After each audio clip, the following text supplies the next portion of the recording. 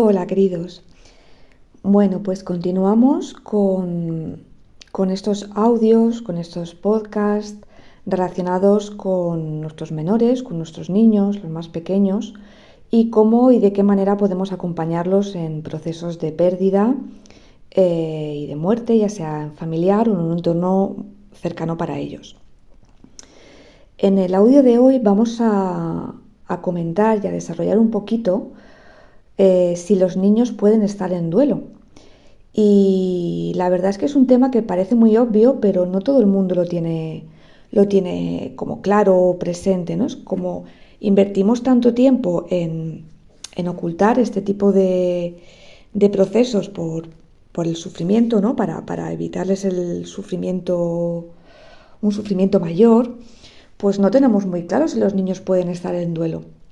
Pues sí, pueden estar en duelo, deben pasarlo completamente, y con nuestra ayuda o con nuestro acompañamiento puede ser una manera mucho más ligera y mucho más consciente, y evitamos que se creen distorsiones, ¿no? Como ya venimos hablando en vídeos anteriores. En general, como lo hablábamos hace unos días, cada nueva etapa del desarrollo del niño supone una pérdida o una separación mayor de la dependencia de sus cuidadores, de sus progenitores y de las personas que estén al cargo, así como también una pérdida de estatus, de nivel, y los modelos de relación alcanzados en ese momento.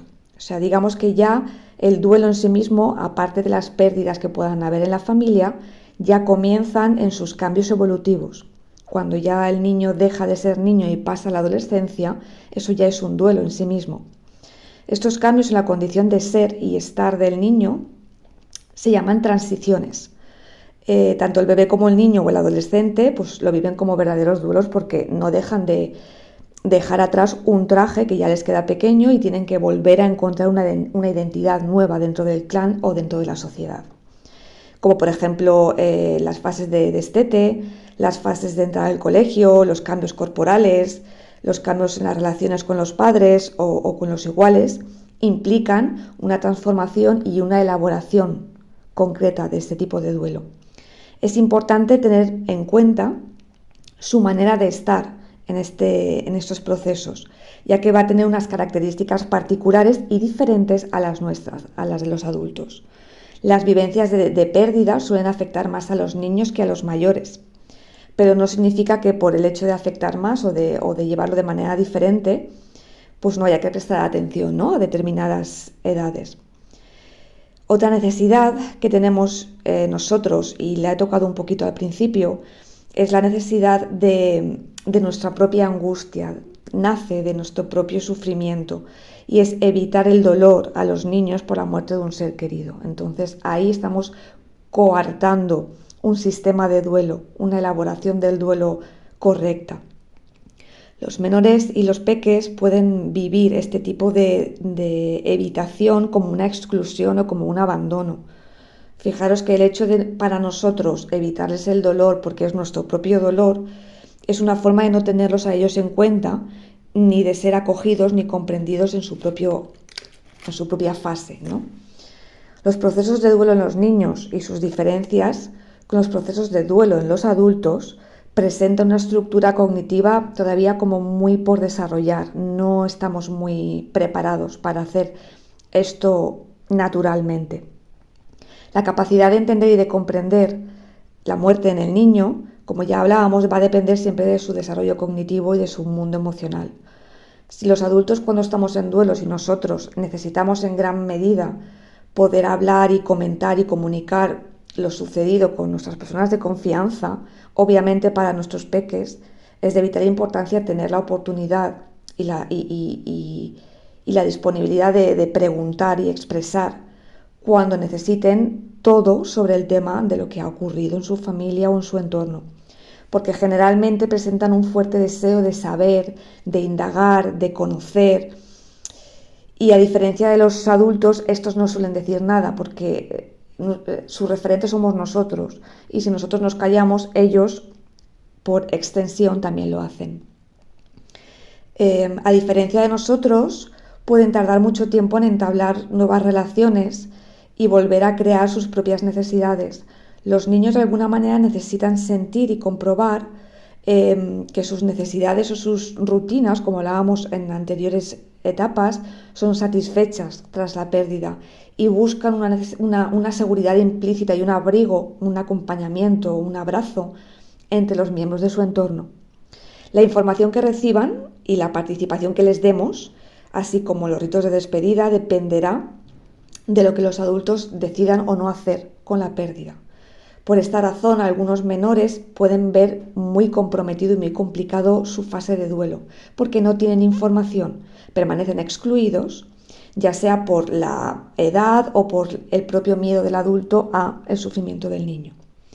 Como decíamos anteriormente, para los procesos de duelo también los niños tienen un modo muy particular de expresar sus emociones. Lo primero que debemos saber es que los niños no pueden mantener durante mucho tiempo un estado de pena, de tristeza y de aflicción. Ni siquiera nosotros los adultos podemos estar constantemente llorando ni afligidos, por lo menos con toda la intensidad del principio. A pesar de haber sufrido una muerte muy, muy impactante, no podemos mantener un estado crónico de estrés con una intensidad concreta porque nos iríamos detrás. Entonces, a veces el dolor, entre comillas, se olvida por momentos cuando alguna circunstancia más inmediata se nos impone. Tener en cuenta, por ejemplo, o prestar un poquito de atención cuando estamos en un duelo o estamos en un proceso de pérdida y por lo que sea tenemos como algo que necesita de nuestra total atención, automáticamente la mente, el cuerpo y todos los sistemas representacionales nuestros se enfocan hacia la nueva dirección porque es lo que ahora mismo contiene o necesita nuestra energía a tope. Entonces, pues de esta manera lo que ellos van a necesitar es recibir la dedicación suficiente para poder expresar sus dudas, sus temores y sus emociones. Bien, tanto los más pequeños como los mayores nos resulta de gran ayuda poder despedirnos de nuestro ser querido, así como atravesar un duelo acompañados. Es esencial que los parientes nos mostremos cercanos y compartamos con ellos nuestras emociones.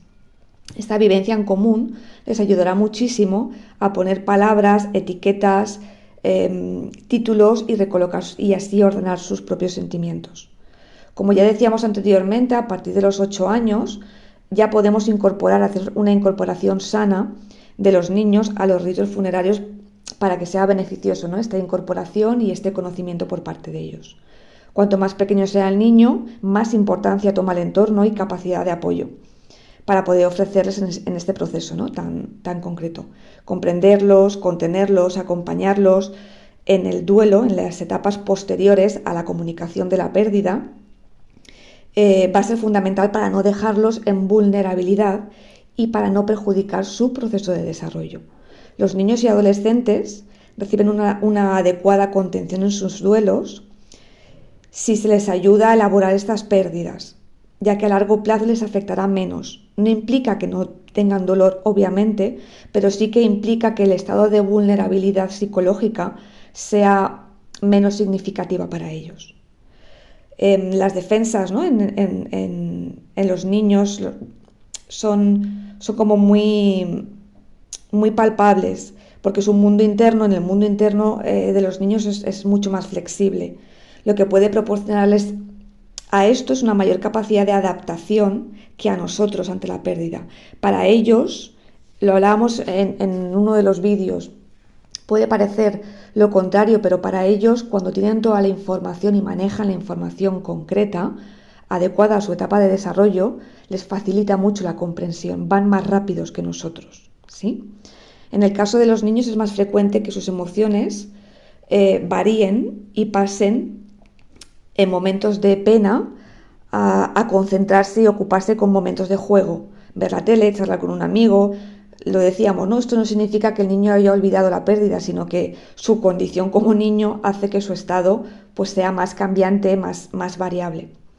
Nosotros los cuidadores pensamos muchas veces con cierto resentimiento que lo que sucede es que ya no se le echa de menos, que ya no se acuerdan de lo que ha ocurrido, y lo que en realidad pasa es que los niños no pueden estar constantemente entre la pena y el dolor, por suerte, ¿sí? Por suerte, porque de esta manera pues podemos entrar y salir con ellos de la mano, y pueden ser grandes ejemplos nuestros si sabemos mirar.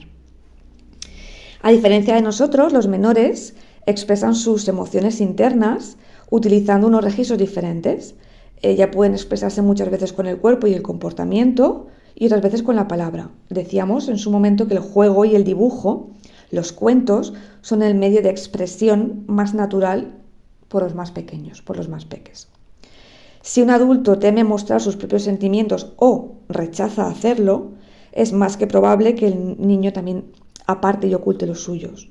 Muchas veces no llegamos a permitir al niño que se sienta mal o triste o melancólico por nuestra propia preocupación o dificultad de manejar esta situación. O sea, gracias, entre comillas, gracias a que nosotros no sabemos manejar esa situación, estamos impidiendo que el niño pueda desarrollar una elaboración sana y orgánica de su propio proceso. Así que, bueno, pues los adultos de alguna manera esperamos que este sea un estado natural cuando ellos se encuentran en duelo, y no es así.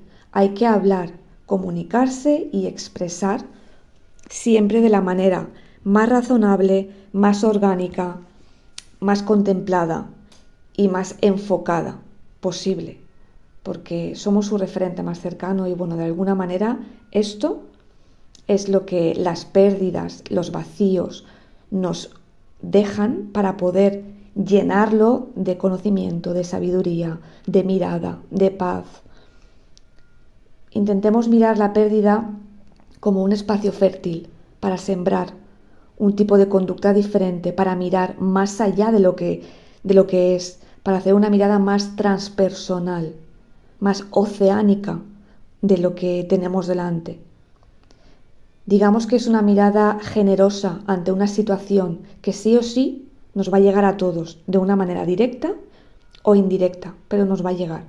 Entonces, hagamos entre todos que sea un proceso más orgánico, más fértil, más productivo, más informativo y más amoroso. Bueno, familia, en este audio hasta aquí ponemos el punto y aparte para que lo podáis digerir y masticar de una manera fácil, y os emplazo al siguiente vídeo donde hablaremos del acompañamiento al niño en duelo, a cómo ayudarlos a los niños y a los adolescentes. Un abrazo y que tengáis feliz semana.